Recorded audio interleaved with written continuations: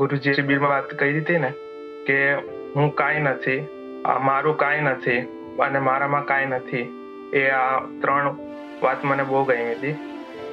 જી, પણ માનો કે આવી વાત સાંભળી, સંભાળી, ચિંતવીને નર્વસ થવા માટેની એ વાત નથી. હવે બેટા, એ ઇગોલેસ થવા માટે, ઋણી બનવા માટે, ઉપકૃત થવા માટે કે હે મહારાજ, આ બધું તમારું છે, તમે મને તમારા શરણે લીધો છે, હે પ્રભુ, તમારી કૃપાનો કોઈ પાર નથી, આ એના માટે વાત છે બેટા.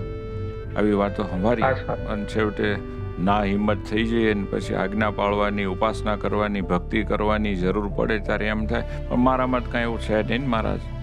એવું ના, જેટલું કાંઈ છે એ બધું મહારાજનું છે, મારા ગુરુજીનું છે, આ સત્સંગના પ્રતાપે છે. આ વાત દ્રઢ કરવા માટે, જીવમાંથી આપણો અહંકાર નીકળી જાય એટલા માટે આવી વાતો કામની છે. એનો ઉપયોગ કરી આપણે બધા નિર્માની થઈએ અને પછી ભગવાનના ઋણી બનીને પ્રભુને ખૂબ પ્રેમ કરીએ.